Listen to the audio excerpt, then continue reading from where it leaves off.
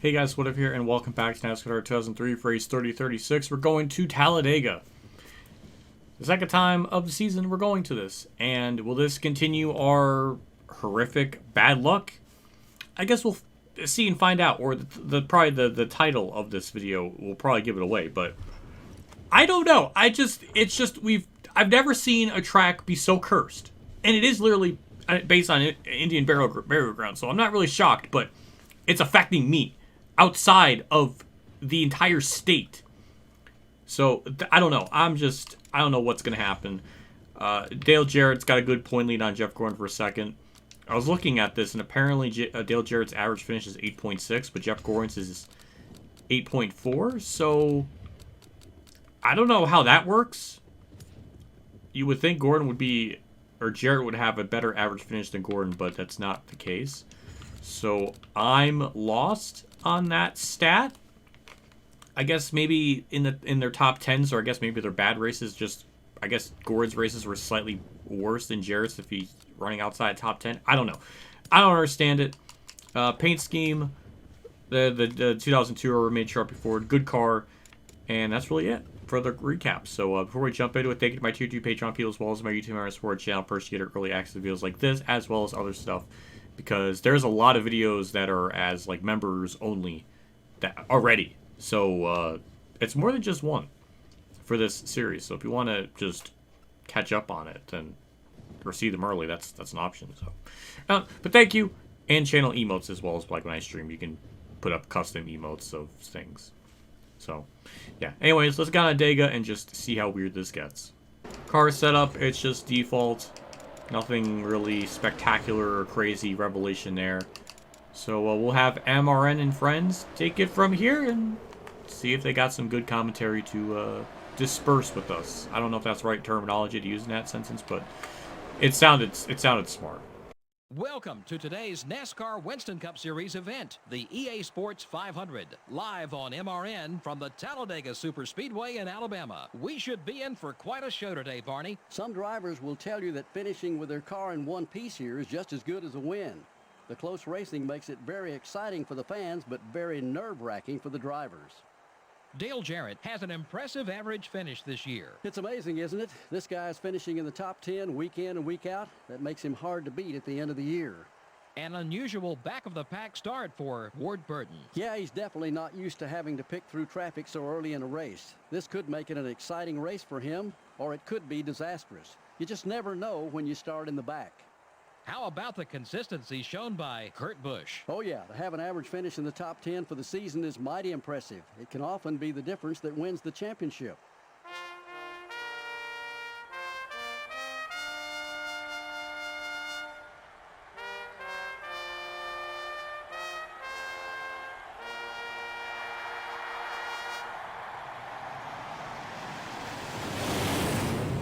Gentlemen, start your engines. Wonderful introduction. I like how they mentioned that I have an average finish of like 10th or better, which I guess they just said top 10, but it's actually like 3.5. I don't even think EA thought someone could be as god tier as me. So that's adorable. Anyways, yeah, 18 laps. We'll try to pit around halfway. So as per usual, like the spring race, the AI typically check up in turn 1. I kind of depend on that because they kind of pull away from me before that happens. So I very highly need that checkup to occur.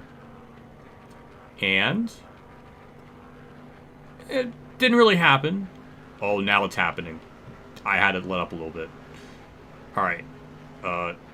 Don't know which lane to be in. Also, we have to also factor in the AI could just randomly just wiggle wobble and stack up the whole field. That's what happened in the spring race. That led us finishing, like, just not great. I guess. Oh, holy stack up. Alright, turn 3. Wasn't expecting that. Went to 161 miles an hour. Who was the dumbass going this slow in turn 3? I don't know, but I'm quite annoyed. And that's not even a productive first lap. It could have been a lot better. So that's also frustrating.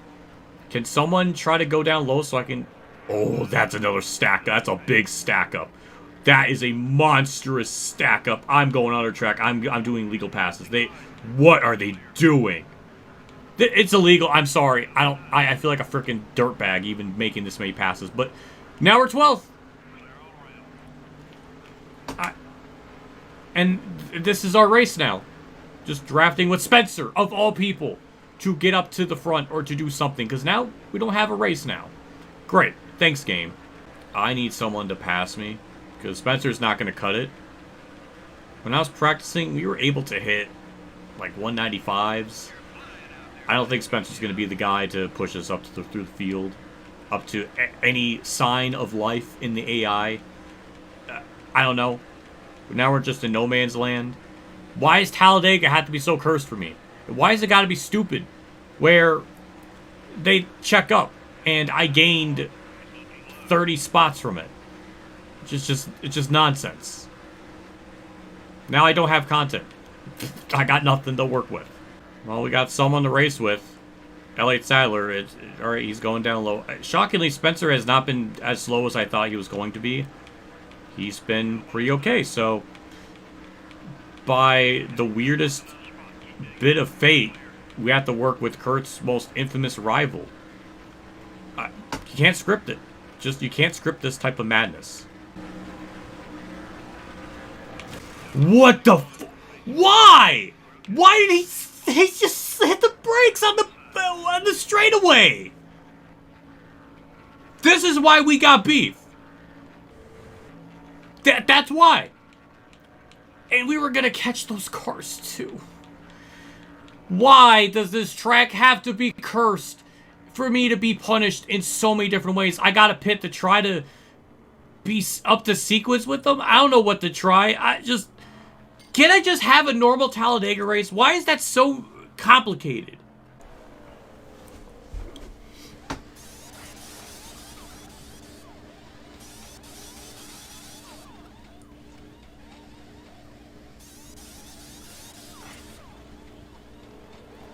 It was either pit now or, I don't know, get boned by staying out. So this is like the only strat I had. And shockingly, we're not that far behind PreRace in them. So maybe we can catch up to them.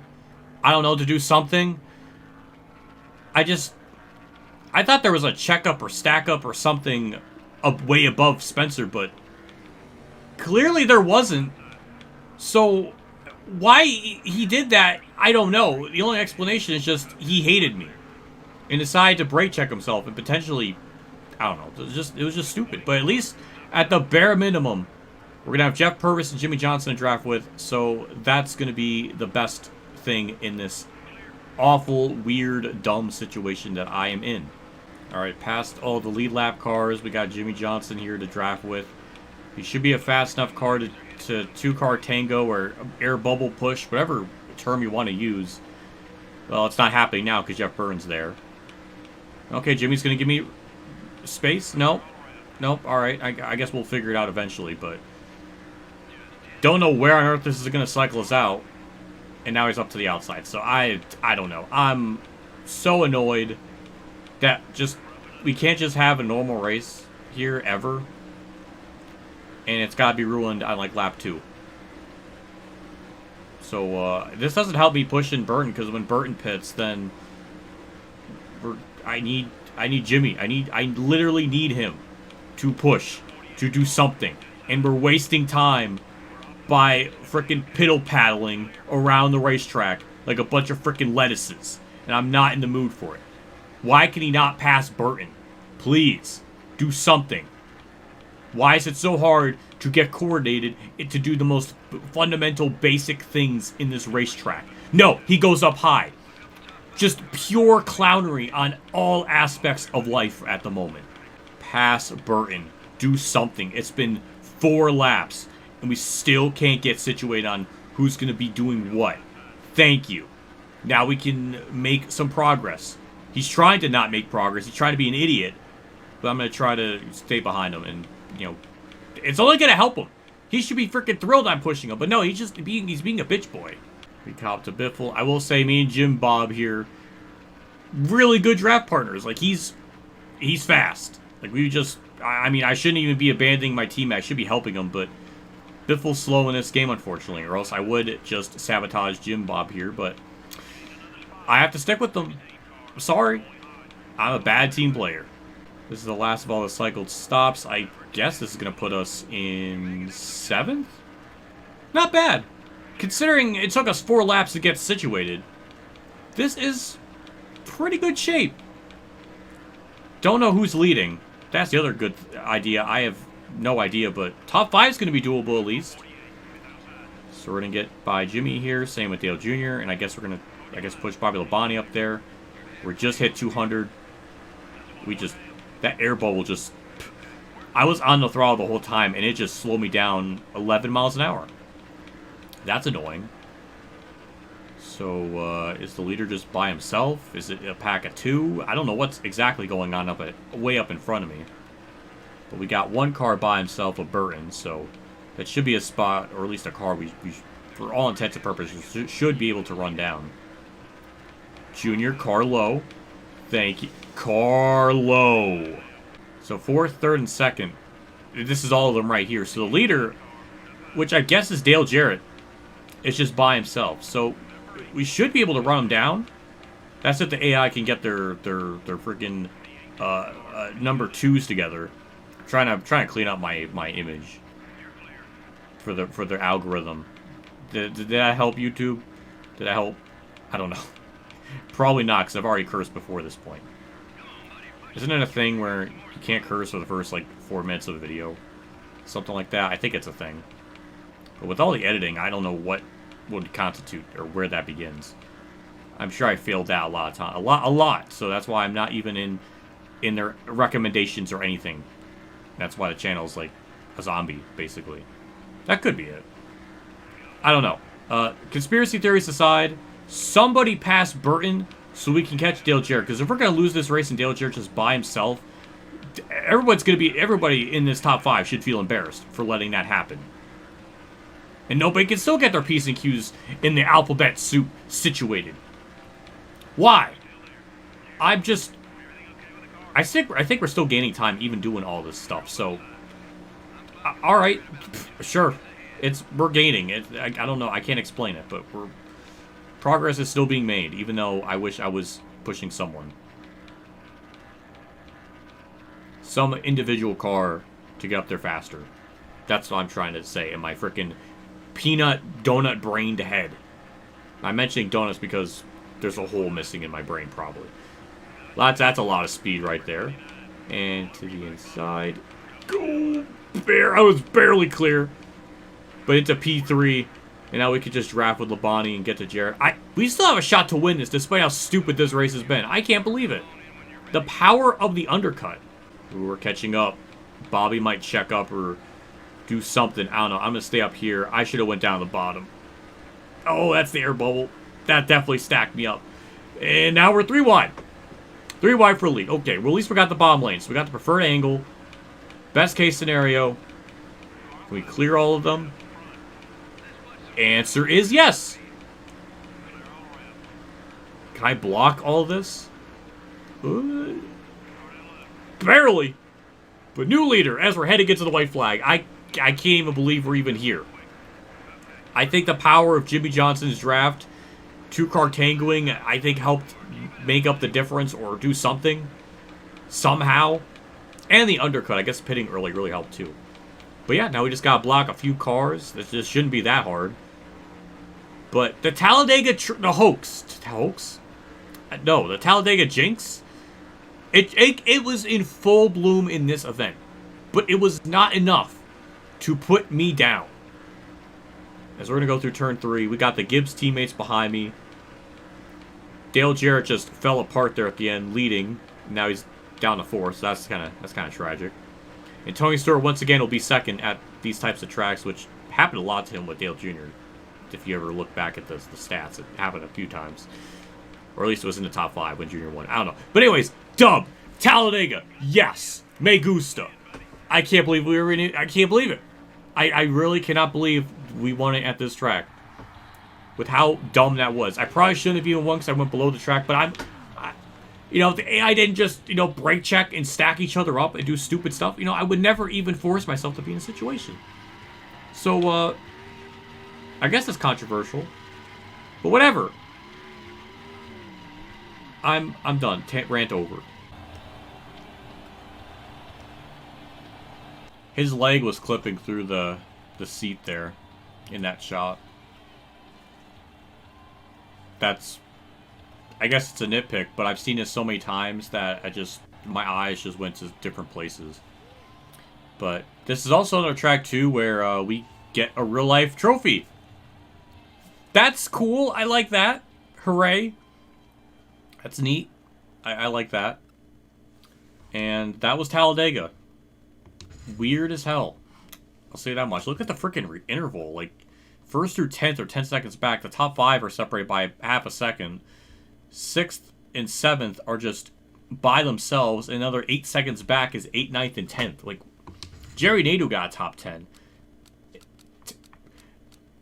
I was going to say, Jimmy Johnson, not only the highest Hendrick driver, he led a lap, but Terrell Labonte's the second highest Hendrick driver. When does that happen in this game? Very rarely. What about Nadeau? Gordon was nowhere to be found in this race. He was 13th. And poor Dale Jarrett led the most. I'm assuming the most with 6 there. Bobby Labonte led 2. Jeff Byrne led 2 at one point. Jimmy Johnson led 1. So, a lot of different leaders. We had Tony Stewart with 3. So, yeah, definitely multi-battle. I don't know for the lead. Is like, just, I don't know. It's cool. Anyone of note blowing up? Rusty Wallace and Mark Barron bad finishes. That's not fun. Any DNFs? No. Surprisingly, no DNFs. Jimmy Spencer's 42nd. Well, that's what your bitch-ass gets for brake checking me off of turn 2. For no explanation. No stack-ups or check-ups for that to be justified. So, that makes me feel good. And it just continues. And this is like Spencer's really like last game in this like saga that we're doing. Because he's not in Thunder 04. He's not in NASCAR 05. So, last game with Spencer. And he's just trying to be a peak dumbass right at the end of the season to really reinstate just how stupid he is. Next up is Lowe's, but the 500-mile version. We extend our point lead a little bit. Not by much, because Jared did lead the most laps, so I think we maybe have gained like a couple points on him. But that is our 17th win of the year. And Jeff Gordon continues to just choke away any chances of getting second place in points. Same with Mark Martin, or at least getting 3rd or doing something. He just did not capitalize. Dale Jr. is now 5th, which is interesting. Jimmy Johnson 6th, Stewart 7th, Newman 8th, Kenseth 9th, and Rusty Wallace 10th, and Marlin drops to 11th. And Ricky Rudd, he's back to 13th, ladies and gentlemen. It's been a bit. He's finally back in 13th. He's trying to get to that status quota, and that's adorable. And that's our top 20. Since we led a couple laps, that's 154 to Jarrett's 107. So we are still leading that category. And poor Rusty Wallace has not led any laps in a long time, it feels like. So, interesting. Because he's like one of the few people to have like 2 wins in a season with him and Newman. So, I don't know. But for now, we're just going to wrap up this part. We're going into the Coke 500. That's not even the name. The UAW GM Quality 5. Look, I was saying that before it came up, so nobody can say that I didn't know it. So, yeah. That's it. Let's wrap things up. Big shout out to my 2-3 Patreon supporters. Dave from Champ 15, Kamikaze Games, Bailey Carey, Mexican Lake 1986, Jason Hellman, and my name is Sean for support again. I appreciate what you guys do for my channel every single month. It does mean a lot. Always goes a long ways. This is still a secondary income thing, so this is still appreciate what you guys do, and it's just awesome. And I heart it. I'll see you all next video where we tackle Lowe's, as we're going to be nearing the last couple of races of the season. I know Martinsville is going to be a guaranteed dub, so that's like a big opportunity to lead some laps, which is, it'll be nice for me. Atlanta, I know is going to be tough.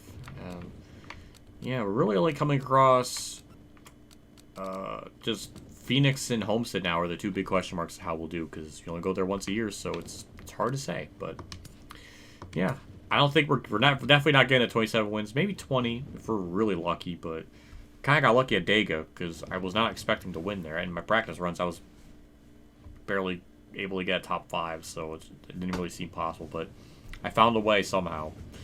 I don't know, but that was a wank jank way to get it, so it was unique at the very least. So I don't know. We'll see what happens at Lowe's.